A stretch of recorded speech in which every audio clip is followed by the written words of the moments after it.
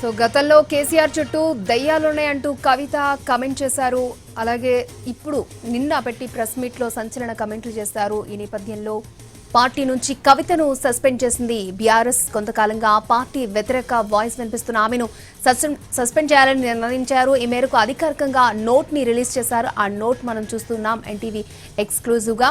కొంతకాలంగా party line కి వ్యతిరేకంగా మాట్లాడిన కవితను ఆ లైన్ దాటొద్దని చెప్పి చూశారు.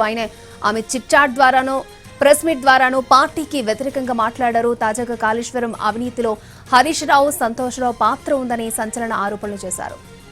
కవితను పార్టీ నుంచి సస్పెండ్ చేసింది బీఆర్ఎస్ అధికారికంగా ప్రకటన చేసింది. దీనిపై బీఆర్ఎస్ నేతలు కూడా స్పందించారు. మనం చూస్తున్నాం పార్టీ లైన్ ఎవరు దాటినా ఇటువంటి చర్యలు ఉంటాయంటూ కొంతమంది దీన్ని స్వాగతిస్తున్న సందర్భం కూడా మనకు కనిపిస్తోంది. సో ఎవరైతే హరీష్ రావు, సంతోష్ రావు వాళ్ళిద్దరి వల్లే కేసీఆర్ కు అవినీతి మరక అంటిందన్నారు కవిత. దమ్ముంటే ఆ ఇద్దరిపై చర్యలు తీసుకోవాలని డిమాండ్ చేశారు కవిత. ఇక సిబిఐ విచారణకు వరకు వ్యవహారం వెళ్లిందంటే పార్టీ ఉంటే ఏంటి లేకపోతే ఏంటి అంటూ ఘాటు వ్యాఖ్యలు చేశారు. ఈ ఘాటు వ్యాఖ్యలను అయితే బీఆర్ఎస్ పార్టీ శ్రేణులు తీవ్రంగా ఖండిస్తున్నారు.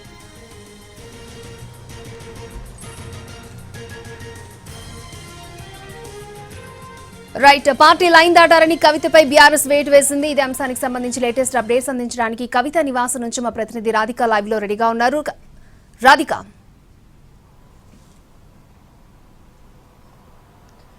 ఎమ్మెల్సీ కవిత పైన బీఆర్ఎస్ పార్టీ వేటు వేసింది కొద్దిసేపటి క్రితమే. అయితే గత కొన్ని రోజులుగా నడుస్తున్న ఎపిసోడ్ కారణంగా తాము ఇటు క్రమశిక్షణ చర్యలు చేపడుతున్నట్టుగా బీఆర్ఎస్ పార్టీ నుంచి ఒక నోట్ ని కూడా విడుదల చేయడం జరిగింది. శ్రీమతి కవిత ఇటీవల కాలంలో ప్రవర్తిస్తున్న తీరుతెన్నులు, కొనసాగిస్తున్న పార్టీ వ్యతిరేక కార్యకలాపాలు బీఆర్ఎస్ పార్టీకి నష్టం కలిగించే విధంగా ఉన్నాయి అని చెప్పి అధిష్టానం ఈ విషయాన్ని తీవ్రంగా పరిగణిస్తుంది. అందుకని పార్టీ అధ్యక్షులు ఇటు చంద్రశేఖరరావు కవిత పైన తక్షణ పార్టీ నుంచి సస్పెండ్ చేస్తున్నట్టుగా ఇటు నోట్ కూడా విడుదల చేయడం జరిగింది. సో ఓవరాల్ గా మనం ఎపిసోడ్ ఒకసారి చూసినట్టయితే మనకి కవిత ఎపిసోడ్ లో ఇటు సిల్వర్ జూబ్లీ సెలబ్రేషన్స్, బీఆర్ఎస్ పార్టీకి సంబంధించిన సెలబ్రేషన్స్ లో అప్పుడు మొదటిసారిగా తండ్రికి లేఖ రాయటం జరిగింది. ఆ లేఖలోనే డీటెయిల్డ్ గా అంటే తన తండ్రికి తన ఆవేదనను వ్యక్తం చేస్తూ లేఖ రాయటము, ఆ లేఖ బయటికి లీక్ అవ్వటం మనం చూసాము. అప్పటి నుంచి కూడా గత 3 నెలల నుంచి కూడా ఈ ఎపిసోడ్ కొనసాగుతూనే ఉంది.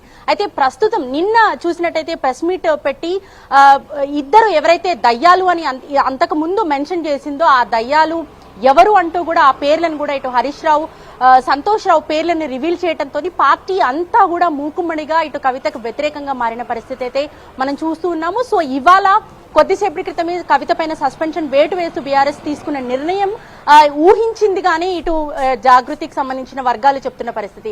కవిత ఉదయం నుంచి ఇవాళ నిజానికి నిజామాబాద్ టూర్ కి వెళ్లాల్సిన కవిత ఇవాళ ఈ విషయం పైన మల్లగుల్లాలు పడుతూ అసలు ఏం చేయాలి, ఫర్దర్ గా నెక్స్ట్ యాక్షన్ ప్లాన్ ఏ విధంగా ఉండాలి అనే దానిపైన మల్లగుల్లాలు పడుతున్నట్టుగా ఉంది. ఉదయం నుంచి కూడా కుటుంబ సభ్యులతో దీనిపైనే చర్చలు జరుపుతున్నట్టుగా కూడా తెలుస్తుంది. బయట మనకి ఇటు సోషల్ మీడియాలో కావచ్చు, ఇతరత్ర మీడియాల్లో కావచ్చు ఇప్పటికే పార్టీ పెడుతున్నట్టుగా కూడా ప్రచారం జరుగుతున్న నేపథ్యంలో ఇప్పటికీ ఇక్కడ ఉదయం నుంచి కూడా కవిత అసలు ఏం చేయాలి, ఫర్దర్ గా యాక్షన్ ప్లాన్ ఏ విధంగా ఉండాలి అనే దానిపైన అయితే చర్చిస్తున్నట్టుగా తెలుస్తుంది.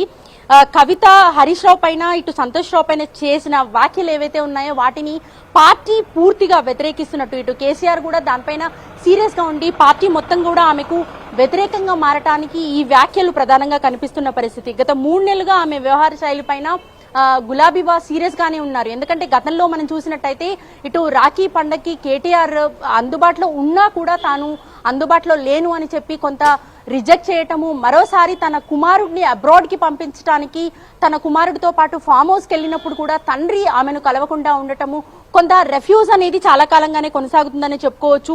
సో శంషాబాద్ ఎయిర్పోర్ట్ కి రీచ్ అయిన తర్వాత తాను డైరెక్ట్ గా ఇటు శాసనసభకి వస్తానని చెప్పి శాసన మండలికి అటెండ్ అవుతానని చెప్పిన కవిత అప్పటికే శాసన మండలి వాయిదా పట్టడంతో నేరుగా ఇంటికి వచ్చి 4 గంటలకి నిన్న ప్రెస్ మీట్ కూడా ఏర్పాటు చేయడం జరిగింది. దాంట్లో గతంలో ఎప్పుడు కూడా పేర్లు మెన్షన్ చేయకుండా కొంత ఎవరో వెనక ఉండి నడిపిస్తున్నారు, తనపైన కుట్రలు చేస్తున్నారు అని చెప్తూ వచ్చింది తప్పితే పేర్లు ఎప్పుడు కూడా మెన్షన్ చేయని పరిస్థితి.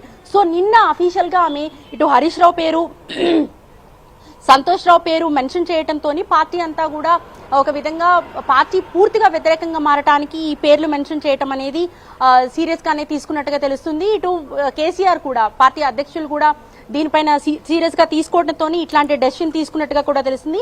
నిన్నటి నుంచి మనం చూస్తున్నాము ప్రెస్ మీట్ అనంతరం ఇటు కాంగ్రెస్ ఇటు బీఆర్ఎస్ కి సంబంధించిన ముఖ్య నేతలు ఎవరైతే ఉన్నారో కేటీఆర్ తో సహా ముఖ్య నేతలంతా కూడా అక్కడ ఇటు ఫామ్ హౌస్ లో కేసీఆర్ తో భేటీ అయ్యి దీనిపైన మల్లగుల్లాలు పడ్డారు. ఆ తర్వాత సస్పెన్షన్ విధించాలా లేకపోతే పార్టీ నుంచి బహిష్కరించాలా అనే దానిపైన తీవ్రంగా చర్చించిన అనంతరం ఇటు సస్పెన్షన్ వేటు వేస్తూ ఇవాళ డెసిషన్ ని కూడా నోట్ ని రిలీజ్ చేయడం జరిగింది. సో బహిష్కరణ చేసినట్టయితే వెంటనే తాను డెసిషన్ అంటే ఇంకొక పార్టీ పెట్టడానికి కావచ్చు లేకపోతే ఫర్దర్ గా ఇంకేమైనా సీరియస్ యాక్షన్ ప్లాన్ తాను రెడీ చేసుకోవడానికి అవకాశం ఉండేది. కానీ చాలా ఇంటెలెక్చువల్ గా కొంత సస్పెన్షన్ విధిస్తూ నిర్ణయం తీసుకోవటం దానిపైన కూడా మనకి ఇటు కవిత ఇంటి దగ్గర కొంత కోలాహల వాతావరణం అయితే కొనసాగుతుంది. ఇక్కడ ఏ డెసిషన్ తీసుకుంటారు అనే దానిపైన అయితే ఉత్కంఠ అయితే కొనసాగుతుందని చెప్పుకోవచ్చు. ఇప్పటికే జాగృతి ఆఫీస్ కి ఇటు కార్యకర్తలంతా చేరుకుంటున్న పరిస్థితి అయితే కొనసాగుతుంది.